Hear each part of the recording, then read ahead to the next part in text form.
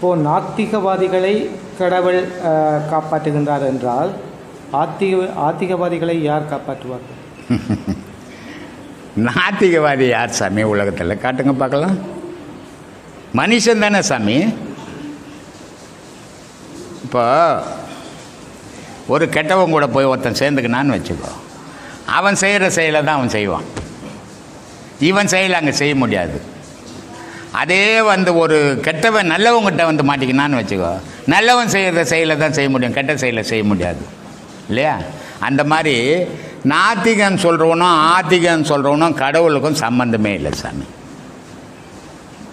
நாத்திகன் என்ன சொல்கிறான்னா, ஆத்திகனை விட அதிகமாக கடவுளை வாழ்த்துறான்.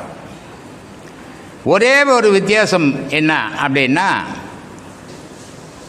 ஆத்திகன் ஒரு முறை கடவுளே என்னை காப்பாற்று அப்படின்னு சொல்கிறான், ஒரு முறை தான் கடவுள் பெயர் சொல்கிறான். ஆனால் இந்த நாத்திகங்கிற பாரு பல முறை கடவுள் பெயரை சொல்கிறான்.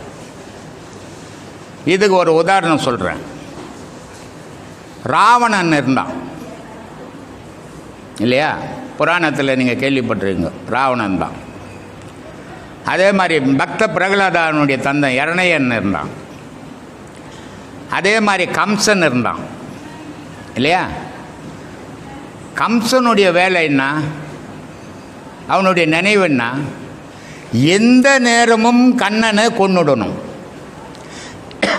அதானே அவனுடைய குறிக்கோள். அப்போது இவனுக்கு 24 மணி நேரமும் கண்ணனை பற்றி தான் கம்சனுக்கு நினைப்பு. அப்போது மற்றவனை விட, அந்த நாட்டில் இருந்த மக்களை விட கம்சனுக்கு தான் அதிகமான கருணை கடவுள் மேலே, அதனால் அதிகமாக நினைச்சான். அதே மாதிரி பக்த பிரகலாதன் அந்த ஹரிநாராயணான்ற சொல்லே சொல்லக்கூடாது அப்படின்னு தன்னுடைய பிள்ளைக்கு பிரகலாதனுக்கு சொல்லி கொடுக்குறான். ஆனால் அவன் பிரகலாதன் சொன்ன வார்த்தையை விட இரணையன் சொன்னது தான் அதிகமான ஹரிநாராயண நாமம்.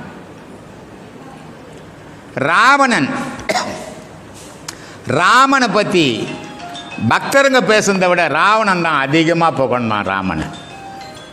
அப்போது எதிர்த்தால் அவன் நாத்திகன்னு சொல்கிறான், ஆதரித்தால் அவன் ஆத்திகன்னு சொல்கிறான். ஆனால் ஆதரிச்சனை விட எதிர்த்தவன் தான் அதிகமான கடவுள் நாமத்தை சொல்கிறவன். ஏன்னா அவனுக்கு தான் இது இல்லை, அது இல்லை, இது இல்லை, இப்படி இல்லை, அப்படி இல்லைன்னு சொல்லிக்கினே இருக்கணும். ஆனால் நம்ம சொல்கிறது என்னன்னா, நீ ஆத்திகம் எண்ணி போட்டு இருக்கிற பொருளெல்லாம் இல்லைன்னு பேசாத, அது உனக்கே கேடு. அதே நேரத்தில் நான் ஆத்திகன்னு சொல்லிவிட்டு இல்லாததெல்லாம் வாரி வேஷம் கட்டிக்கின்னு இதெல்லாம் இருக்குதுன்னு சொல்லாது. ஆத்திகனாக இருந்தாலும் நாத்திகனாக இருந்தாலும் சரி, கடவுளுன்ற ஒரு பொருள் உள்ளே இருக்கிற வேண்டியான் ஆத்திகனும் இருப்பான், நாத்திகனும் இருப்பான். கடவுளுன்ற ஒரு பொருள் காற்றிருந்த பிராணன் வெளியே போச்சுன்னா அங்கே நாத்திகனும் இல்லை, ஆத்திகனும் இல்லை. அப்போது எது நிற்குது, எது பேசுது? உள்ளே இருக்கிற இறைவன் மட்டும்தான் பேசுகிறான், நீ பேசலை. நீ வச்சுக்கினது உனக்கு பேர் ஆத்திகன், அவனுக்கு பேர் நாத்திகன்னுட்டு. ஒருத்தனை கோவிந்தான பேர் வச்சுக்கினா, ஒருத்தன் குமாரசாமின்னு ஒருத்தன் பேர் வச்சுக்கினா, இது பேரெல்லாம் அவங்க வச்சுக்கிற பேர். ஆனால் இறைவன் வச்ச பேர், இயற்கையான பேர் பிராணன். அந்த பிராணன் வெளியே போச்சுன்னா ஆத்திகனம் இல்லை, நாத்திகனம் இல்லை சாமி. எங்கே ஆத்திகன்? நாத்திகன் பாம்பாட்டி காலத்தில் நாத்திகம் பேசுகிறாரு. நாத்திகம்ன்றது இப்போ தான் பேசுச்சுன்னு இல்லை. நாத்திகெல்லாம் வாழறானான்னு பார்த்தீங்கன்னா எத்தனையோ நாத்திகம் பிச்சை எடுத்துக்கணுங்கிறான். ஆத்திகெல்லாம் பிச்சை எடுக்கிறானா எத்தனையோ ஆத்திகெல்லாம் கோடீஸ்வரனாகிறான். அதனால் உலக வாழ்க்கையில் ஆத்திகனா நாத்திகனா இல்லை, அவனுடைய வாழ்க்கை முறை, அவனுடைய தொழில், அவனுடைய பயணங்கள், அவனுடைய சுற்றுச்சூழல், இதெல்லாம் சேர்த்து தான் அவனை நிர்ணயம் பண்ணுது. இங்கே ஆத்திகமா நாத்திகமான்றது பேச்சே கிடையாது. அதனால் ஆத்திகம் நாத்திகம்ன்றதை மறந்துடுங்க, மனுஷன்றதை நினச்சிக்கோங்க. இந்த ஆத்திகம் நாத்திகம்னு நினைக்கிற மாதிரி தான் மதங்களும் இன்றைக்கி வாதம் பண்ணின்னு இருக்குது. அதனால் இது தேவையற்ற விஷயங்கள். ஒருத்தருக்கு ஒருத்தர் அன்பு பரிமாறிக்கணுமே தவிர இங்கே நான் நாத்திகன், நான் ஆத்திகன் என்ன ஆகிட போகிறேன்? ஆத்திகன் இருந்தாலும் அம்மா வயிற்றில் தான் பிறக்கணும், நாத்திகன் இருந்தாலும் தாய் வயிற்றில் தான் பிறக்கணும். ஆத்திகன் இருந்தாலும் ஒரு மனைவின்னு ஒரு பெண்ணை கட்டி தான் ஆகணும், நாத்திகனாலும் ஒரு பெண்ணு மனைவின்னு கட்டி தான் ஆகணும். ஆத்திகன் எனக்கு மனைவி கட்ட வேண்டியதில்லை, தானாக வரும்னு சொல்ல முடியுமா? நாத்திகன் எனக்கு மனைவி கட்டிக்க வேண்டியது தானாக வரும்னு சொல்ல முடியுமா? வாழ்க்கை முறை பூமியில் நீயும் ஆத்திகனும் சாப்பிட்டாகணும், நாத்திகனும் சாப்பிட்டு தாண்டா ஆகணும். இங்கே என்னடா ஆத்திகன் நாத்திகன் சும்மா வாதத்துக்கு பேசி நிற்கிறீங்க. அது தேவையற்ற விஷயம். மனுஷன்ற ஒரே நினைப்பை வச்சுங்க, எல்லாருக்கும் நன்மை நடக்கும். சொல்லுங்க சாமி.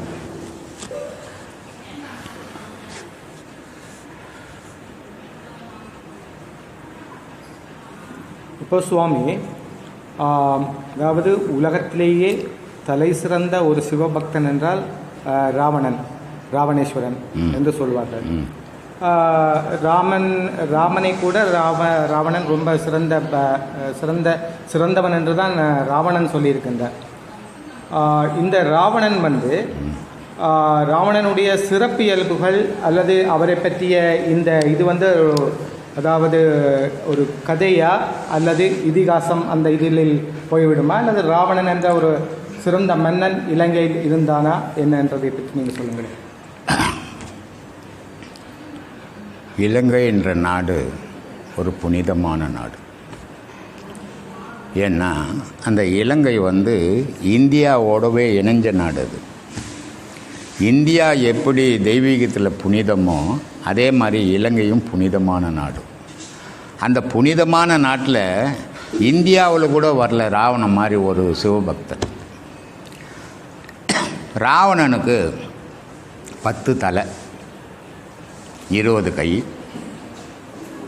சரி, கால் எத்தனை இருக்கணும்? அப்போது 20 கால் இருக்கணும். ஆனால் கால் மட்டும் 2 இல்லையா? இது என்ன காரணங்கள்? ஒரு குழந்தை 10 தலை வச்சு ஒரு தாயினுடைய கர்ப்பத்திலேருந்து வெளியே வருமா? யோசிக்க வேணா? நம்ம எவனோ எழுதி இருக்கட்டும், எவனோ சொல்லி இருக்கட்டும், நமக்குன்னு சுய அறிவு இருக்குது இல்லை? அதில் யோசிக்க வேணாவா? ஒரு 10 தலை வச்சு ஒரு குழந்தையினுடைய ஒரு தலைக்கிற குழந்தையே தன்னுடைய கர்ப்பத்தில் குழந்தைய பெற்றுக்க முடியல ஒரு தாயாலன்னா, 10 தலை இருந்ததுன்னா அந்த குழந்தை ஒரு கர்ப்பத்தில் பிறக்குமா? யோசிக்கணும் நம்ம. ஆனால் அப்படி பார்த்தோம்னா 10 தலை வச்சு ஒரு குழந்தை பிறக்காது. சரி, 10 தலை வச்சு ஒரு குழந்தை பிறக்காது. எப்படி இவருக்கு 10 தலைன்னு வச்சான்னா, ஒரு தலைக்கு எவ்வளோ அறிவு இருக்குதோ அவன் அந்த அறிவு 10 தலையினுடைய அறிவு அவன் ஒரு தலையில் இருந்தது. அந்த அறிவு ஆற்றலுக்கு தான் அவனுக்கு 10 தலை ராவணன் வச்சாங்களே தவிர பிறப்பால் 10 தலை இந்த அட்வர்டைஸ்மெண்ட்டில் போடுற மாதிரி லைனாக இல்லை. லைனாக இருந்தால் அவங்க அம்மாவும் காலி, இவரும் காலி.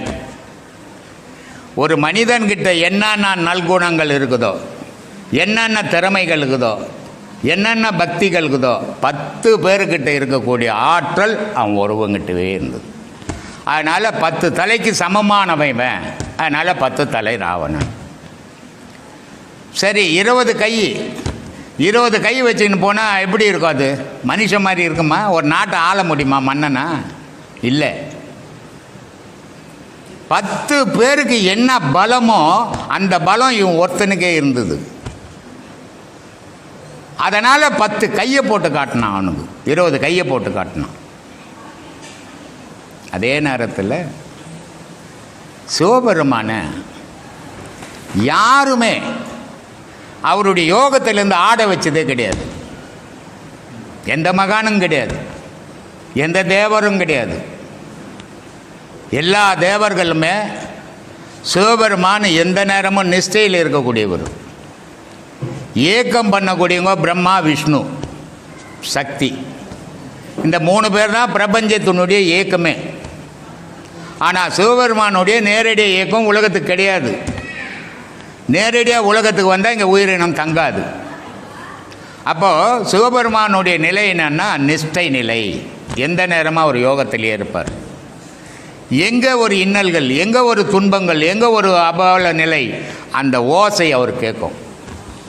அந்த ஓசைக்கு ஏற்ற மாதிரி ஒரு உருவத்தை அனுப்புவார். அந்த உருவம் அங்கே போய் என்ன செய்யணுமோ அதை செய்துட்டு வந்து அதிலேயே இணையும். உலகத்தில் எல்லா பொருளும் அதிலிருந்து இணையும், பிரியும். ஆனால் அதிலேயே இணையும். ஆனால் அது எது கூடவும் போய் இணையாது. அப்படிப்பட்ட ஈசன். அப்படிப்பட்ட ஈசனை வீணையினுடைய வாசிப்பால் நடனமாட வச்சான் ராவணன். அவ்வளோ பெரிய திறமசாலி. அந்த அளவுக்கு கவிநயம் உள்ளவன். அவனுடைய அரசாட்சியில், அரண்மனையில் அரசாட்சி ரொம்ப தூய்மையாக பண்ணுவான். அதனால் அவனை கடவுளாகவே மதிக்க ஆரம்பித்தான். இங்கே எங்கே தவறு வந்தது? இதுதான் விதின்றது. இதுதான் விதின்றது. சீதை ராவணனுடைய பெண்ணு. அந்த ராவணனுடைய பெண்ணு சீதை பிறந்த உடனே ஜோசியம் பார்க்கும்போது இந்த பெண்ணு இந்த நாட்டில் இருந்தால் உன் அரசாங்கம் போயிடும், நீ போயிடுவேன்ட்டான் ஜோசியம். அதனால் அந்த குழந்தைய ஒரு நதியில் தூக்கி போடுறான், கடலில். அந்த குழந்தை அந்த நதியிலேருந்து அடிச்சுக்கின்னு வந்து தான் இவர்கிட்ட கிடைக்குது. பேர்னா ஜனகருக்கு குழந்தை கிடையாது. ஜனகர்கிட்ட அந்த குழந்தைய ஜனகர் வளர்க்குறாரு. ஜனகர் வளர்த்து ராமனுக்கு கட்டி கொடுக்குறாரு. ஆனால் விதிவசமாக அங்கே ஆரம்பத்தில் என்ன சொல்லுது? அதனால தான் சொல்கிறது, இறைவன் உன்னுடைய தலையெழுத்தை எந்த கொம்பனாலையும் நான் மாற்ற முடியாதுன்னு ஏன் சொல்கிறேன்னா, ராவணன் தன்னுடைய மகளில் தூக்கி போட்டுட்டான். அந்த மகள்ன்றதே தெரியாத அந்த மகளையே தூக்கின்னு போய் அவன் நாட்டுக்குள்ளே வச்சுக்கினான். திருப்பி விதி வலிச்சும் போது பார், ராமாயணம்ன்றது 3 பெண்களால் ஏற்பட்டது. 3 பெண்களால் ராமாயணம்ன்ற ஒரு புராணம் ஏற்பட்டது. ஒன்று தசரதனுடைய மனைவி கைகேயி இல்லையா, இன்னொன்று சூர்பனகை, இன்னொன்று சீதை. இந்த 3 பெண்களால் அழிஞ்சது இலங்கை இல்லையா.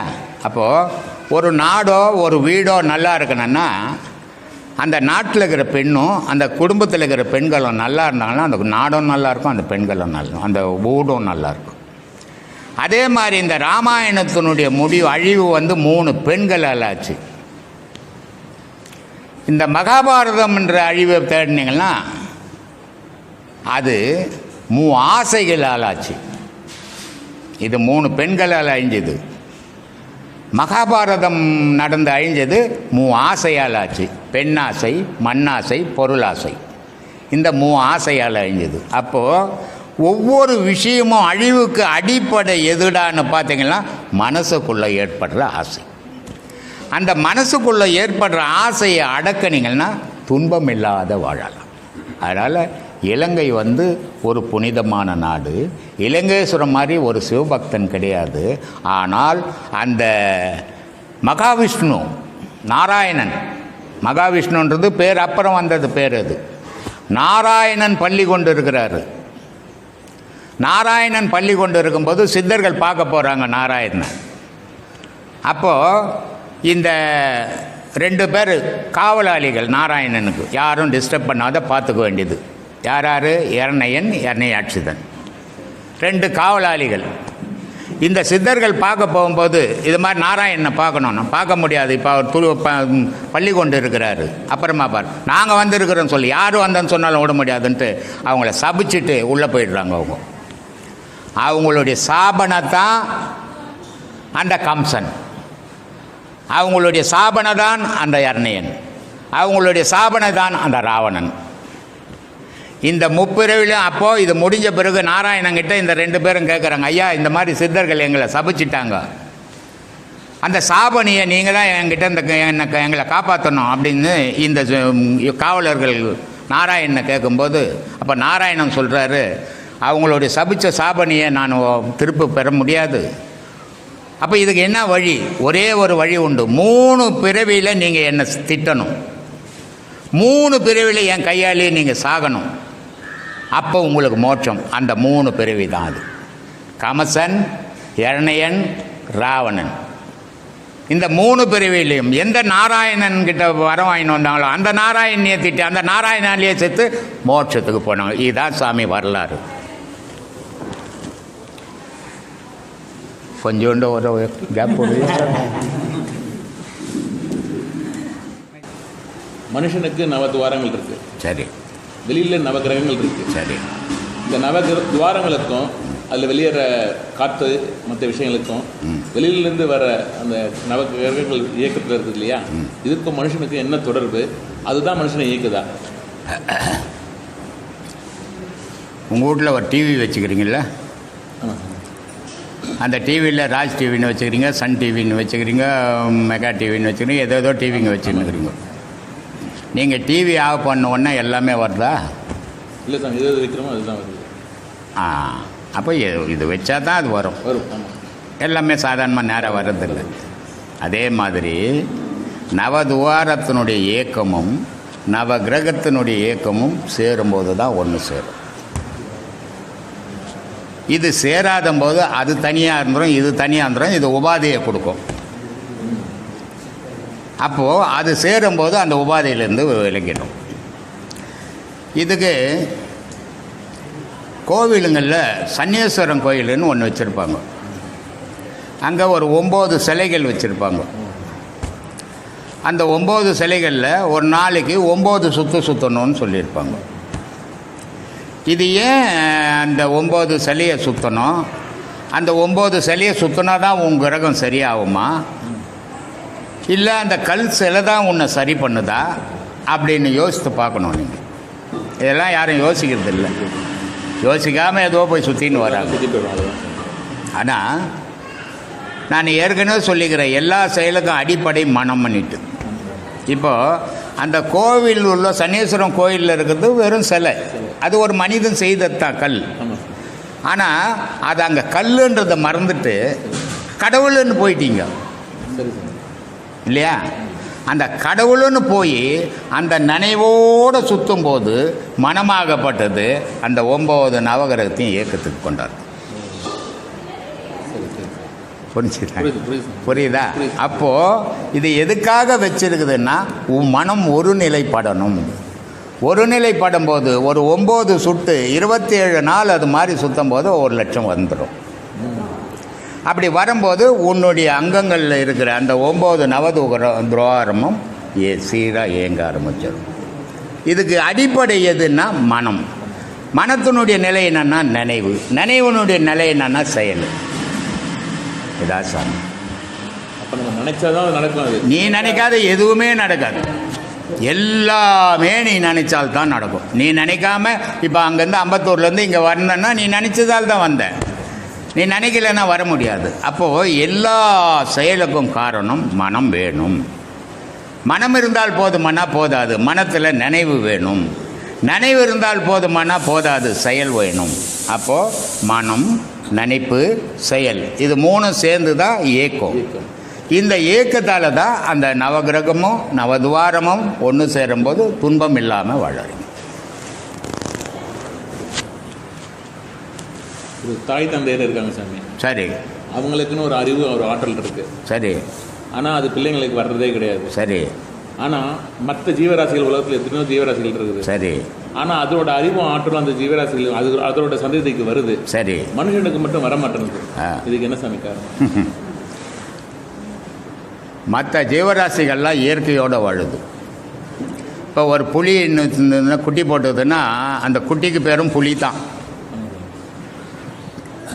புலி குட்டி பெரிய புலி இருந்தது, அது குட்டி போட்டது, அதுவும் பேரும் புலி தான். அந்த பெரிய புலி எப்படி துணிமணி இல்லாத, ஊடு வாசல் இல்லாத, பொண்டாட்டி புல்லு குட்டி இல்லாமல் வாழ்ந்ததோ அப்படியே அது தாய் புலியும் குட்டி புலியும் வாழுது. அப்போது அது எங்கிருந்து வந்ததோ அதனுடைய இயக்கம், அதனுடைய செயல், அதனுடைய குணம், இது 3க்கும் இது வந்துட்டு. ஆனால் இந்த மனிதன் என்ன பண்ணுறான், குழந்தை பிறந்தவொடனே ஆயா கிட்ட கொடுக்குறான், இனிமேல் நீ வளங்க, நான் வேலைக்கு போகணும் அப்படின்னு. அப்போவே அந்த குழந்தையினோட குணம் கெட்டு போச்சு.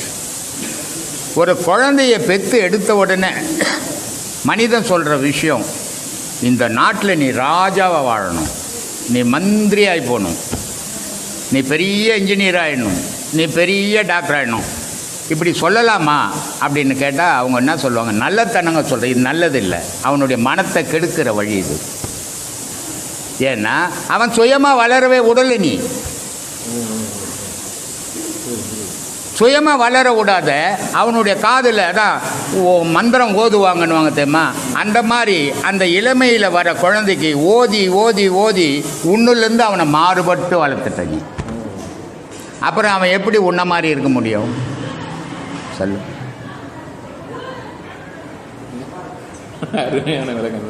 அதனால் இருக்க முடியாது. ஒரு தாய் தகப்பன் அப்படின்ற எப்படி இருக்கணும், எதுவாக இருக்கணும், அதை நம்ம சிந்திச்சு பார்க்கணும். இதை ஒவ்வொரு தாய் தகப்பனும் சிந்திச்சு பார்க்கணும். நான் தாய்ங்க, நான் தகப்புங்க, என் புள்ள மாதிரி ஊரில் புள்ள இல்லைங்க, என் பொண்ணு மாதிரி ஊரில் பொண்ணு இல்லைங்க. இங்கேயே நீ அறியாமையில் வந்துட்டேன்னு அர்த்தம். பசங்க இதுக்கே பேசக்கூடாது. இது மாதிரி தகப்பன் தாய் அன்பையும் பாசத்தையும் கலந்து கொடுப்பா ஒரு குழந்தைக்கு. என்ன கொடுப்பா? அன்பையும் பாசத்தையும் கலந்து ஊட்டுவா ஒரு தாய். தகப்பன் அன்பை மட்டும் ஊட்டுவான். ஏன் தாய் பாசத்தையும் அன்பையும் கலந்து ஊட்டுறா, தகப்பன் அன்பை மட்டும் ஊட்டுறான்னா, தகப்பனுக்கு பாசம் இல்லைன்னு அர்த்தம் இல்லை. அந்த பாசத்தை அந்த பிள்ளை மேலே காட்டும் போது அந்த பிள்ளை கெட்டு போகும். ஆனால் தாய் அன்பையும் பாசத்தையும் கலந்து கொடுக்கும்போது அந்த பிள்ளை கெட்டாலும் தகப்பனுடைய கண்ட்ரோல் அது நின்றுடும். ஆனால் தாய் பாசத்தையும் அன்பையும் கலந்து கொடுக்கணும், தகப்பன் அன்பை கொடுக்கணும். ஆனால் தகப்பன் ஏதுவோ நம்ம பெரிய அறிவாளி மாதிரி பிள்ளைய எந்த நேரமும் சிடுன்னு காட்டுறது, எந்த நேரமும் திட்டுறது, எந்த நேரமும் கடிஞ்சிக்கிறது இருந்ததுன்னா அந்த புள்ள கெட்டு போகிறதுக்கு அந்த தகப்பனே வழிவகுத்துன்னுக்கிறான்னு அர்த்தம். ஆனால் ஒத்துக்க மாட்டான். இது இருக்கக்கூடாது. அந்த பிள்ளைகிட்ட அந்த அன்பு மட்டும்தான் இருக்கணும், கடிஞ்சல் இருக்கக்கூடாது. எல்லா நேரமும் கடிஞ்சைன்னா ஒரு குழந்தைய அடிக்காத வரைக்கும் அது உன் மேலே அன்பு செலுத்தும். அதை அடிக்க ஆரம்பிச்சுன்னா உன்னை வெறுக்க ஆரம்பிச்சிடும். அப்போது வாய்ப்பேச்சு அடிக்கிறத விட கொடூரமாக இருக்கும். அப்போது அந்த குழந்தைகிட்ட எப்பெல்லாம் அன்பை காட்டணுமா அப்படி அன்பை காட்டணும், எப்பெல்லாம் கண்டிக்கணுமோ அப்படி கண்டிக்கணும். ஆனால் வெறுப்பை காட்டிடக்கூடாது. வெறுப்பை காட்டிட்டீங்கன்னா அது வெறுப்பில் வளர்ந்ததுன்னா அது பின்னாடி நெருப்பு மாதிரி ஆகிடும் அது கட்சியில். அதனால் வளர்ப்பை முதல்ல தாய் தகப்பன் சீராக வளர்க்க கற்றுக்கணும். நான் ரொம்ப அன்புங்க, என் குழந்தை மாதிரி யாரும் இல்லைன்னா கெட்டு போகும்போது நீ தான் துன்பப்பட போகிற, உன் புள்ள தான் கெட்டு போகிறான். அதனால் அளவு மீறி துன்பத்தை இன்பத்தை கொடுக்கக்கூடாது, ஆசையை அளவு மீறி வைக்கக்கூடாது இல்லையா? அதுக்கு தான் ரொம்ப அழகாக சொன்னான், பெண்டாட்டி பெருமிலங்கு பிள்ளை ஒரு சுல்லானி இவையெல்லாம் நீக்கி நான் எக்காலம் சுகம் பெறுவேன்னா. ஏன்னா சுதந்திரமான மனுஷனி. உன் கூட ஒரு துணையை சேர்த்த உடனே உன் சுதந்திரம் அன்றைக்கே போச்சு. ஆனால் அந்த சுதந்திரமாக கூட இருக்கலாம், நீ அடிமையாகிடக்கூடாது. பெண்ணுக்கு அடிமையாக ஆகினா உன் வாழ்க்கையே அடிமை தான். நீ எதுக்குமே இனி உபயோகப்பட முடியாது. அவளை கேட்காத நீ எதையுமே தனித்து செய்ய முடியாதாயிடுவேன். ஆனால் இது உங்கள் 2 பேரோட கூட பரவாயில்ல. உனக்கு ஒரு புள்ள பிறந்து போச்சுன்னு வச்சுக்கோ, நீ வாழவே நிம்மதி எழுந்துருவ. ஏன்னா அந்த ஏர் ஓட்டுவாங்க, ஒரு தடி கொம்பு வச்சுருப்பாங்க. அந்த தடி கொம்பினுடைய முனையில் ஒரு ஊசி மாதிரி ஒரு முள் வச்சுருப்பாங்க. அது அந்த ஏர் ஓட்டும்போது வண்டி ஓட்டும்போது அதனோட தொடையில் அப்படி குத்துவாங்க, மாடு நெளியும். அதுக்கு பேர் சுல்லானி. பிள்ளைகள் ஒரு சுல்லானி.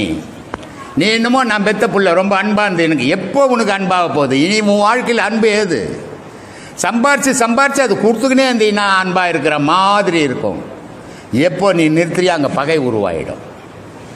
அதனால் எதை செய்யணுமோ அதை செய்யணும், எதுலேருந்து விலகணுமோ அதை விலகணும். எல்லாத்தையும் செய்கிறதும் எல்லாத்துலேயும் விலகிறதும் இருக்கிறவன் வாழ்க்கை நிம்மதியாக இருக்காது, நல்லா இருக்காது.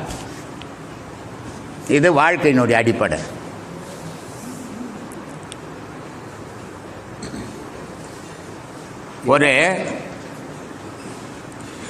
ஒரு அம்மா சுவிட்சர்லாண்ட்லேருந்து ஃபோன் பண்ணுறாங்க எனக்கு. அந்த அம்மாவனுடைய பேர் ஜெயா. அவங்க லவ் பண்ணி கல்யாணம் பண்ணிக்கினாங்க. அவங்களுக்கு ஒரு பையன் ஒரு பொண்ணு. 2 பேரும் புருஷன் விட்டுட்டு ஓடிட்டார். ஏன்னா அது இடையில் வந்தது தானே, இடையிலே போயிடும். என்னை கூட சாய் தர்மா பேட்டி எடுக்கும்போது ஒரு பொண்ணு கேட்டது, வக்கீல் பொண்ணு, லவ் பண்ணி கல்யாணம் பண்ணிக்கினா என்ன அப்படின்னு சொல்லிட்டு. நான் கேட்டேன், லவ் பண்ணி கல்யாணம் பண்ணிக்கின்னு இன்பமாக வாழ்ந்தோம் எத்தனை பேர் சேர்ந்து. சரி, அரேஞ்ச்மெண்ட் கல்யாணம்லாம் எல்லோரும் வாழறாங்களே, எல்லோரும் வாழலை. 100க்கு 10 பேர் கெட்டு போயிடுவான். ஆனால் காதலித்து கல்யாணம் பண்ணுறேன் 90 பேர் கெட்டு போயிடுவான். இந்த 100க்கு 10 பேர் கெட்டு போனால் கூட இந்த 2 வீட்டுக்காரர் சேர்ந்து ஒரு சமாதானப்படுத்தி அந்த குடும்பத்தை சேர்த்து வைப்பாங்க. ஆனால் நீ வீட்டுக்குன்னு ஓடனவங்களுக்கு உனக்கு 2 வீட்டுக்காருமே வரமாட்டாங்க, அனாதி ஆகிடுவேன் நீ அப்படின்னா. ஏன்னா வாழ்க்கை, உடலுடைய வேகம், வயசு இதையெல்லாம் சேர்ந்து இந்த மாதிரி செயல்கள் செய்ய சொல்லும். அதனால் அப்படி போயிடும். அதே மாதிரி அந்த அம்மா லவ் பண்ணாங்க, கல்யாணம் பண்ணாங்க. ஒரு பையன் ஒரு பொண்ணு, புருஷங்காரன் ஓடி போயிட்டான். அந்த சுவிட்சர்லாந்தில் இருந்துக்குன்னு அந்த பொய்யனும் பொண்ணையும் எப்படியோ சாமர்த்தியமாக ஒரு வேலை செய்து காப்பாற்றிட்டாங்க. இப்போ என்ன பண்ணுது, அம்மா அன்னைக்கு செய்தது பார்த்து தவறு, அதே தவறை இன்னைக்கு பொண்ணு செய்யுது. அன்னைக்கு அம்மா சின்ன வயசில் பெற்ற தாய் தகப்பனுடைய பேச்சை கேட்காம செய்த தவற, அந்த ஜெயா செய்த தவற இன்னைக்கு அதனுடைய பெண் செய்து. ஆனால் அன்னைக்கு அம்மா செய்யும் போது அவங்க தாய் தகப்பன் சொல்லும் போது அம்மாவுக்கு தெரியல.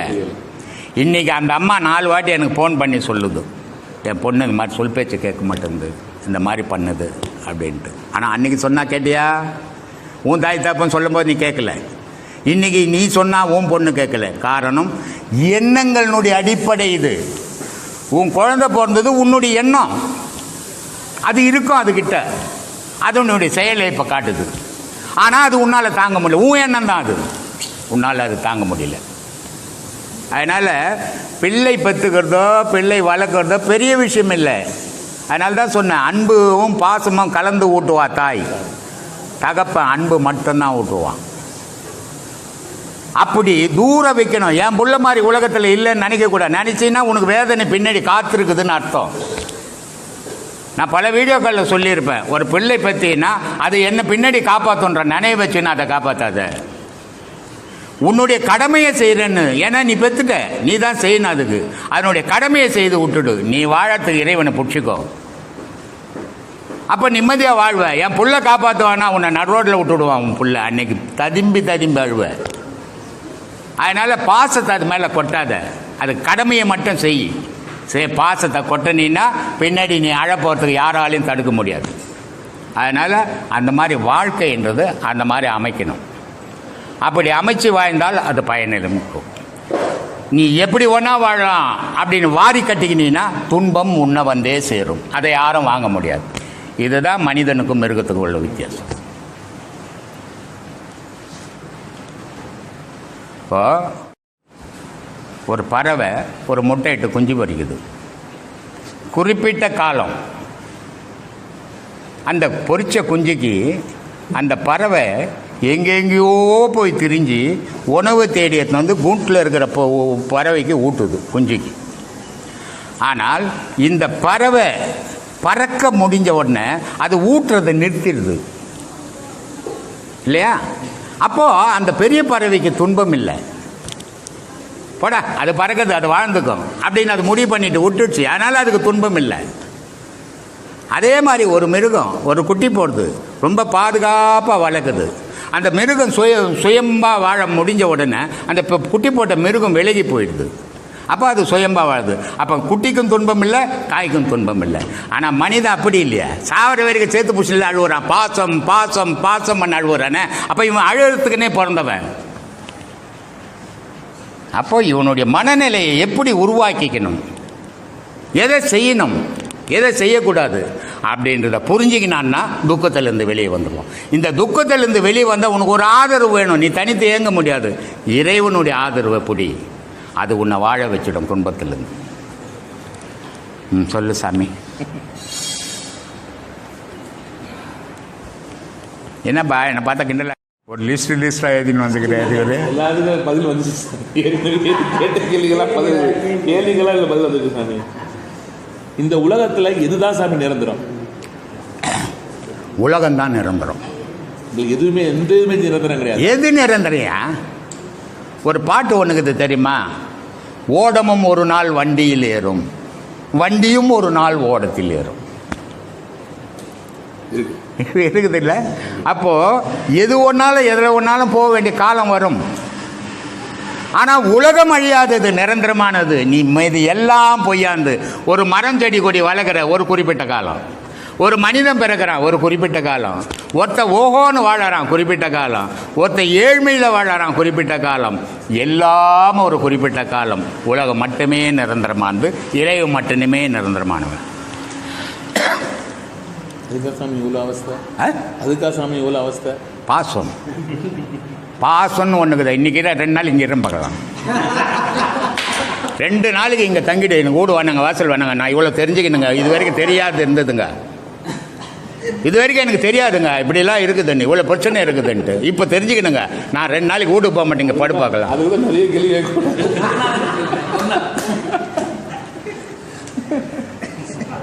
பாருங்க, ஏன்னா நீ இல்லைன்னா அங்கே வருமானம் இல்லை, நீ இல்லைன்னா அவங்களுக்கு மதிப்பு இல்லை, நீ இல்லைன்னா அவங்களுக்கு மரியாதை இல்லை, நீ இல்லைன்னா அவங்களுக்கு பொழப்பே இல்லையா? போய் உன்னை ஒரு சுயநலத்துக்கு அவங்க வச்சுங்கிறாங்க, உன் சுயநலத்துக்கு அவங்கள நீ வச்சுன்னு திஞ்சுங்கிற. இந்த சுயநலங்கள் இருக்கிற வரைக்கும் சுதந்திரமாகவே முடியாது. வாழ்க்கையே சுயநலம். வாழ்க்கை எப்படி சுயநலமாகும்? வாழ்க்கை எப்படியா சுயநலமாகும்? நீ சுயநலமாக ஆக்கிக்கினா அது சுயநலமாச்சு.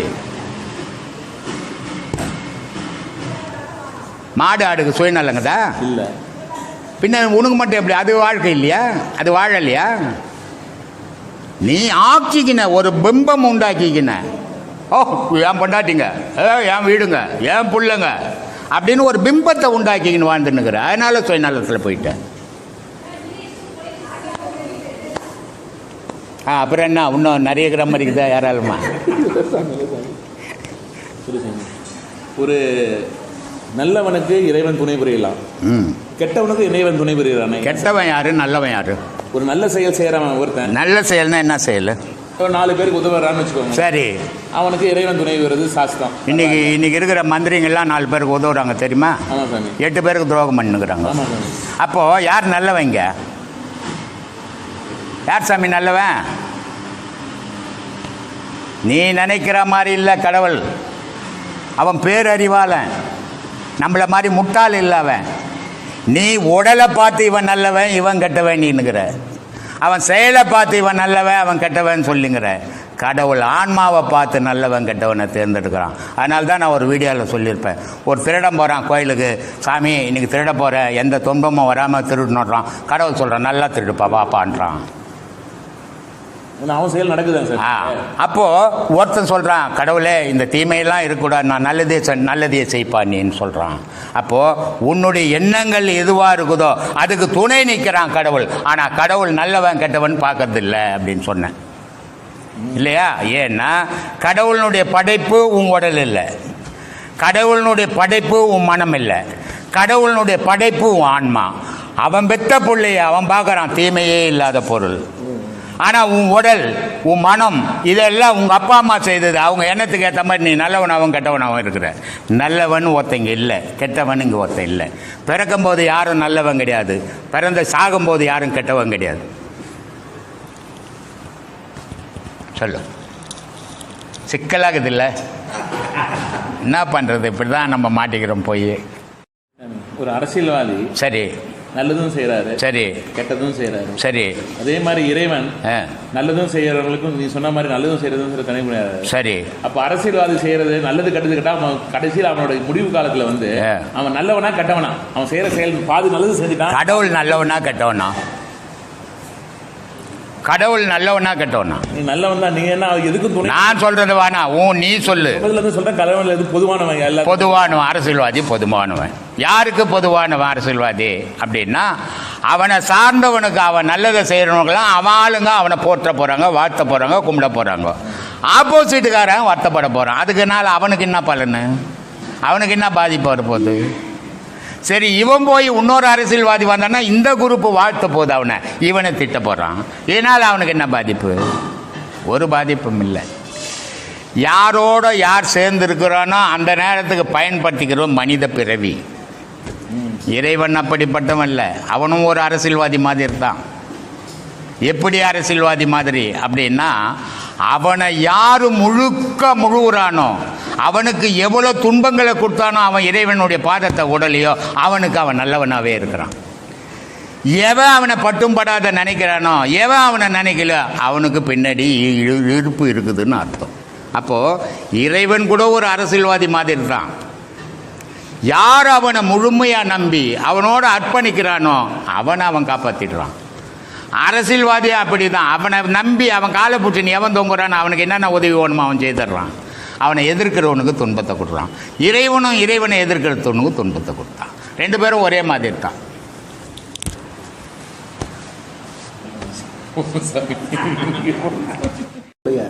ஆன்மீக தேடல் எப்போ நிறைவு அடையுது சார்?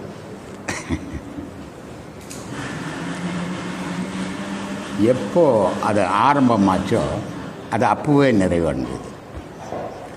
ஆன்மீக தேடல்ன்றது ஒரு மனிதனுக்குள்ளே எப்போ உருவாச்சோ அது அப்போவே முடிவடைஞ்சது. ஏன் அப்படி சொல்கிறேன் அப்படின்னா, மனிதனுடைய பிறப்பு எப்படி, பிறந்த உடனே அவன் என்ன தேடுறான்னு நான் சொல்லியிருக்கிறேன். தாயை தேடுறான். அவன் ஒரு மனிதன் பூமியில் பிறந்த உடனே அவன் கண்ணால் முதல்ல கண்டது மண், தாய் கூட கிடையாது. எல்லோரும் சொல்லுவாங்க தாய் தான் முதல்ல பார்த்து, மண்ணை தான் பார்ப்பான். ஏன்னா அந்த குழந்தை கவுந்து பிறகுற குழந்தை அதனுடைய காட்சி முதல்ல பூமி தான் தெரியும். கடைசியில் மனிதனுக்கு என்ன தெரியும், பூமி தான் தெரியும். அப்போது ஆரம்பத்தில் எதை கண்டானோ முடிவிலையும் அதையே காண்றான் இல்லையா? அப்போது முதல்ல அவன் கண்ட உடனே முடிவும் தெரிஞ்சு போச்சு அவனுக்கு. அதே மாதிரி அவன் பிறந்த பிறகு மண்ணை கண்டு அப்புறம் தாயை காண்றான், அப்புறம் தகப்பனை காண்றான், அப்புறம் கல்வியை தேடுறான், அப்புறம் ஒரு தொழிலை தேடுறான், அப்புறம் ஒரு மனைவி மக்களை தேடுறான். இது வரைக்கும் அவனுக்கு கடவுள் தெரியாதே பயணம் பண்ணிருக்கிறான். மனைவி மக்கள் கதை முடிஞ்ச உடனே அவன் நொந்து நூலாகும்போது, பல துன்பங்கள் அவனை சூழும்போது கடவுளை தேட ஆரம்பிக்கிறான். கடவுளை தேடும்போது பெருவாரி இன்னிய மனிதர்கள் எப்படி இருக்கிறாங்கன்னா, இப்போ வேணாங்க நான் குடும்பம்லாம் எல்லாம் செடி பண்ணிவிட்டு கடைசியில் நான் கடவுளை பார்த்துக்கிறேங்கன்னா நீ பார்க்கவே முடியாமல் போயிடுவேன். கடவுளுன்றது நீ பிறந்த உடனே உன் கூடவே கடவுளும் பிறந்திருக்கிறார், அதை நீ உணர்றதில்லை. கடவுள் பிறக்கிறதில்லைன்னா நீ உயிரோடு இந்த உலகத்தில் உலகவே முடியாது. ஆனால் உனக்குள்ளே இருக்கிற கடவுளை நீ அறியாமையே வாழ்ந்துன்னுக்கிற, அது கூட உறவு கொள்ளாமையே வாழ்ந்துன்னுக்கிற, வெளி உலக உறவே கொண்டுன்னுக்கிற. காரணம் உள்முகமாக உனக்கு பார்க்க தெரியல. அப்போது இதையெல்லாம் முடிஞ்ச பிறகு ஒரு நல்ல குருக்கிட்ட வர, அந்த குரு சொல்கிறத பயன்படுத்தி பயணம் பண்ணணும். ஆனால் அந்த குருக்கிட்ட வந்து கூட உன்னால் பயணம் பண்ண முடியல. காரணம் உன்னுடைய 3 ஆசைகள். அந்த 3 ஆசைகளும் உனக்கு இவ்வளோ கஷ்டங்கள், இவ்வளோ அனுபவங்கள், இவ்வளோ வயது முதுமை வந்து கூட இனி வாழுங்காலம் இறைவனோடு வாழலான்ற எண்ணம் வரமாட்டேங்குது. இனி இருக்கிற குறை காலம் பேரனை பார்க்கலாமா, பேத்தியை பார்க்கலாமா, பேரனை படிக்க வைக்கலாமா, பிள்ளையை படிக்க வைக்க, இந்த எண்ணத்திலேயே தான் வாழறே தவிர எங்கள் கடவுளை வந்து. அப்போது கடவுள்னு எப்போ நீ ஒருத்தனை நினைக்கிறியோ அன்றைக்கே கடவுளினுடைய தேடலும் முடிஞ்சு போச்சு. நீ தொடர்ந்து அதோடு உலகும் போது உனக்கு தனி உறவு கிடையாது. அப்போ கடவுளோட உறவு கொள்ளும்போது என்னைக்கு நீ கடவுள் பாதையில் போனியோ அன்னைக்கே கடவுளுடைய இதுவும் முடிஞ்சது. அந்த மாதிரியான பயணங்கள் நீ பண்ணணும். அப்போது எந்த நிலையிலையும் அதை விட்டு நீங்காமல் நிற்கணும். ஆனால் நீ என்ன பண்ணுற, ஏதோ ஒரு குருக்கிட்டோ ஏதோ ஒரு பெரியவங்கக்கிட்டோ போய் கடவுளை பற்றி சொன்ன உடனே அதை அந்த காதில் வாங்கிட்டு அதை போட்டு இது என்னால் முடியாதுங்க, நான் செய்ய முடியலைங்க, எனக்கு உடம்பு வணங்கலுங்க, எனக்கு 1000 பிரச்சனை இருக்குதுங்க, நீனா கடவுளுக்கும் உனக்கும் எந்த காலத்துலேயுமே தொடர்பு இல்லாமையே போயிடுவேன். உனக்கும் யமனுக்கும் மட்டும் தொடர்பு இருக்கும். அதை மனசில் உறுதியோடு நினச்சிக்கணும். இரு விழி இழந்தவர்கள் இறைவனை காண முடியல சார். ஏமா இரு விழியுமே இழந்தவர்கள், இருள் கண்ணு 2 கண்ணுமே இல்லாதவங்க வந்து இறைவனை காண முடியும். இறைவன் இருக்குது அப்படின்னு கண் சொல்தா மனம் சொல்தா? மனசு சொல்லுது. அப்போது இந்த மனமாகப்பட்டது கடவுள் இருக்குதுன்னா கடவுள் இருக்கும், மனமாகப்பட்டது கடவுள் இல்லைன்னா கடவுள் இருக்க போகிறதில்ல. ஆனால் இந்த 2 புறக்கண்ணும் கடவுளை பார்க்கக்கூடிய சக்தி இந்த கண்ணுக்கு கிடையாது. ஒரு சாதாரண ஒரு மின்னல் வந்ததுன்னு வச்சுங்க வானத்திலிருந்து, அதை உத்து பார்த்தீங்கன்னா உன் கண்ணு போயிடும். சாதாரண மின்னலை பார்த்தாவே உன் கண்ணு தாங்கலை போயிடுத. இந்த மின்னல் மாதிரி கோடி மின்னல் உகந்தவன் கடவுள், அதை பார்க்கறதுக்கு இந்த கண்ணுக்கு சக்தி உண்டா? இல்லை. அதனால தான் கடவுளை பார்க்கணுன்னா எப்படி பார்க்க முடியும்? யோகத்தினுடைய மூலியமாக போய் புறக்கண்ணை மூடி அகக்கண்ணால் மட்டுமே பார்க்க முடியும்னு சொல்லிக்கிறேன். ஏன்னா அகக்கண் பார்த்தா தாங்கும், புறக்கண் பார்த்தா தாங்காது, கண்ணு போயிடும், குருடாயிடும்.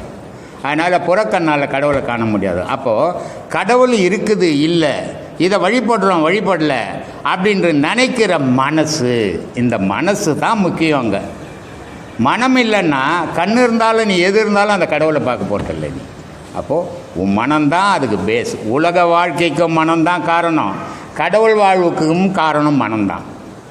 ஒரு மகான் இருக்கிறான், குழந்தையாக பிறந்தான், பெரியவனாக வளர்ந்தான், ஆனால் இந்த வாழ்க்கை வேணாம், எனக்கு கடவுள் தான் வேணும்னு போயிடுறான். அப்போ எது முடிவு பண்ணுச்சுன்னா அவனுடைய மனம்தான் முடிவு பண்ணுச்சு. இல்லை கடவுள் வேணாம், நான் வாழ்க்கையை ஸ்டடி பண்ணிக்கிறேன் வாழான்னு சொன்னால் அது எது முடிவு பண்ணுச்சுன்னா அவனுடைய மனம்தான் முடிவு பண்ணுச்சு. அப்போது கண் காரணமே இல்லை, அவனுடைய நினைவே காரணம். அதனால தான் சொன்னான், நீ எந்த நிலையிலையும் அந்த நினைவு விட்டு நீ நீங்கக்கூடாது. எப்படி இருக்கணும்னா அதுக்கு தான் சொன்னான், காதலாகி கசிந்து கண்ணீர் மல்கி ஓதுவார் உயிர்ப்பதற்கு நாதனாம் நாமம் நமச்சிவாயமேன்னா. அந்த வார்த்தையிலேருந்து நீ எந்த நேரமும் விலகக்கூடாதுடா. விலகாமல் இருந்த எனக்கு இறைவன் உன்னோட உறவு கொள்வான். நீ அதை விட்டு விலகினா இறைவன் தூரம் போயிடுவான்டான்ட்டான். அதனால் கண்ணு காரணமே இல்லை.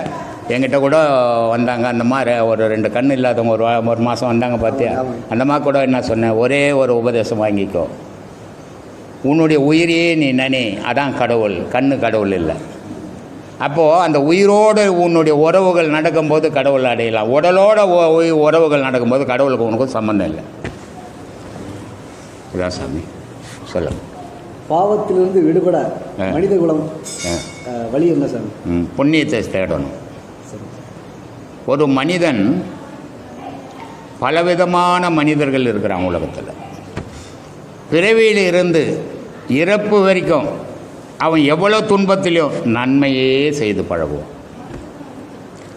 ஒரு மனிதன் அவனுக்கு துன்பம் எது தீமை எது நன்மை தெரியாமல் வாழ்ந்து கடைசியில் கடவுளை சேருவான். ஒருத்தன் கடைசி வரைக்குமே கடவுளை வெறுப்பான். இப்படி 3 விதமான மனிதர்கள் வாழ்வு இருக்குது. ஒரு மனுஷன் தெரிஞ்சோ தெரியாமையோ பாவங்கள் பண்ணியிருப்போம். யாரும் பண்ணாத மனித வர்க்கமே கிடையாது. நான் உத்தமங்கன்னு யாராலையும் சொல்ல முடியாது. பெரிய பெரிய மகான்கள் கூட சில தவறுகள் செய்கிறான். மகான்கள் அவங்க எந்த தவறும் செய்ததில்லைன்னு சொல்லவே முடியாது. ரொம்ப அந்நியுன்யமாக பிடிச்ச பட்டினத்தாரை கூட நான் ஒரு தவறை சுட்டி காட்டுவேன் இல்லையா. அவரையே நம்பி இருந்த அவருடைய மனைவி சிவகலை அவர் விட்டுட்டு வரலாமா? அந்த மாவெல்லாம் இவர் கூட கூட்டும் போயிருக்கணும். அப்போ அது ஒரு உயிரை தவிக்க விட்டுட்டு வந்தது இவருடைய பாவம் தானே அது இல்லையா. இது நமக்கு, ஆனால் அவருக்கு அது இல்லை. மனைவின்னு ஒருத்தர் இருக்கிறான்ற ஞாபகமே அவருக்கு இல்லை.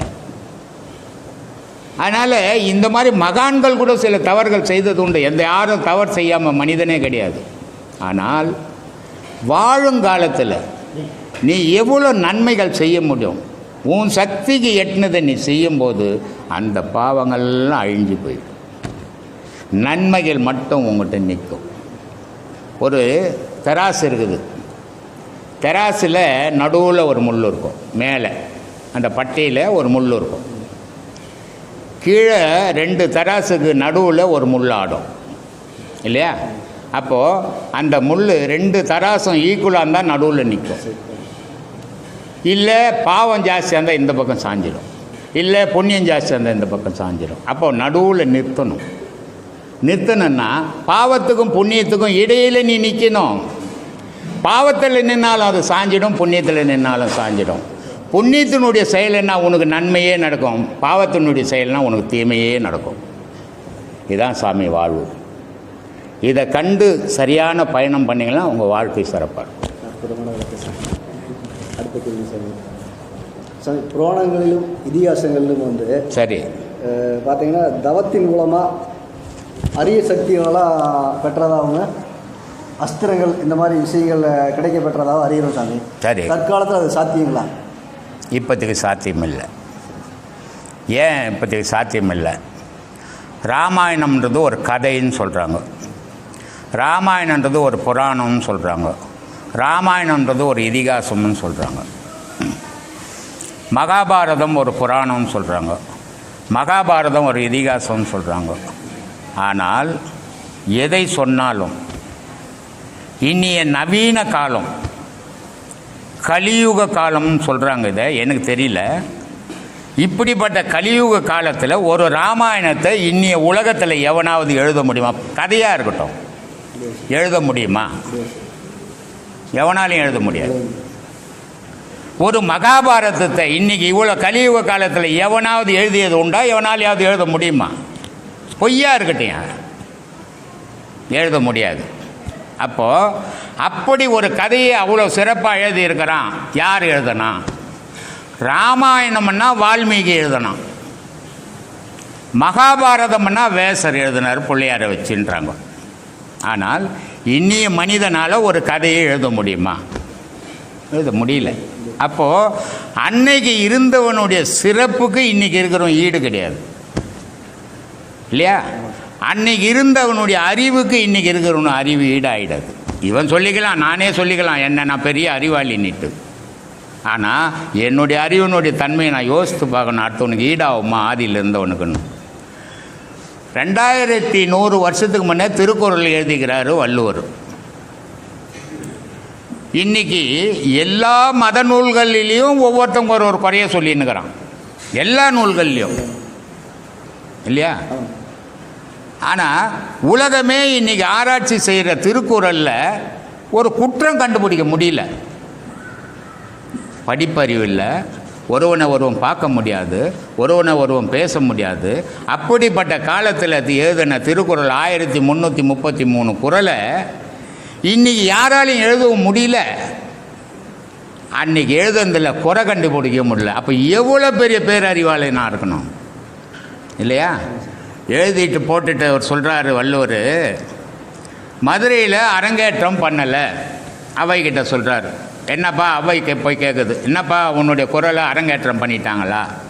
இல்லை அரங்கேற்றம் பண்ணலை. ஏன் அரங்கேற்றம் பண்ணலை? இல்லை அங்கே இருந்த புலவர்கள்லாம் என்னுடைய குரல் தப்பு இருக்குதுன்னு சொல்லிட்டாங்க, அதனால் அரங்கேற்றம் பண்ணலை, நான் எடுத்துன்னு வந்து போட்டுட்டேன். ஏன் இப்படியே போட்டுட்டா அதுக்கு பயன் இல்லாமல் போயிடும்? அதை பற்றி எனக்கு கவலை இல்லை. உலகத்தை பற்றி நான் எழுத வேண்டியதை எழுதிட்டேன், உலகம் எடுத்துக்கலாம் நான் போட்டோம் அப்படின்ட்டார். அப்புறம் அவை கூட்டம் போய் அரங்கேற்றம் பண்ணுது. அதே தான் இன்றைக்கி நான் செய்துன்னு இருந்தோம். நான் சொல்ல வேண்டியதை சொல்லிக்கினே இருக்கிறேன், உலகம் எடுத்துக்கினா போட்டோம், எனக்கு அதை பற்றி கவலையே கிடையாது. ஏன் சொல்கிறேன்னா, எந்த ஒரு செயலுமே ஆதியில் செய்தவனுடைய பலம். இப்போ நம்ம மியூசியத்துக்கு போனோம்னா, மெட்ராஸில் இருக்கிற மியூசியத்துக்கு போனோம்னா இப்போ எப்படி இருக்குதோ தெரியாது, நான் சொல்கிறது ஒரு 50 வருஷத்துக்கு முன்னே. அந்த 50 வருஷத்துக்கு முன்னே இருந்த மியூசியத்தில் போனோம்னா வீரபாண்டிய கட்டபொம்மன் சண்டை போட்ட கத்தி, வீரபாண்டிய கட்டபொம்மன் சண்டை போட்ட கேடயம், பல ராஜாக்கள் வச்சு உபயோகப்படுத்தின பொருள்களை இன்றைக்கி இருக்கிற மனிதன் 2 கையால் கூட தூக்க முடியாது, அவ்வளோ வெயிட்டு. ஆனால் அவன் 2 பொருளை வச்சு சண்டை போடுறான்னா அவனுடைய பலம் எவ்வளோ வாழ்ந்துருக்கணும், அவனுடைய நிலை எவ்வளோ வாழ்ந்துருக்கணும். 8 அடி மனிதண்டான்றான், இன்றைக்கி 4 அடியில் தான் நிற்கிறான் மனுஷன், 3 அடி குறைஞ்சி போயிட்டான். காரணம் இவனுடைய எண்ணங்களே இவனை குறைச்சின்னு வருது இல்லையா? அப்படிப்பட்ட பலசாலிகள் அப்போ இருந்தாங்க. அதே மாதிரி இந்த குருச்சேத்திர பூமி, ஏமா ஹரியானா தானம்மா? ஒரு டவுட்டு கேட்டுக்கலாம் அந்த அம்மாவை. குருச்சேத்திர பூமின்றது ஹரியானாவில் இருக்குது. இந்த ஹரியானாவில் FM ரேடியோவில் இந்த மெசேஜ் இது நான் சொல்கிறேன். ஹரியானாவில் குருச்சேத்திர பூமியில் ஒரு விஞ்ஞானி, ஒரு டாக்டர் 2 பேரும் போய் அந்த மண்ணை டெஸ்டிங் பண்ணியிருக்கிறாங்க. வெறும் கெமிக்கலாக இருக்குதான்.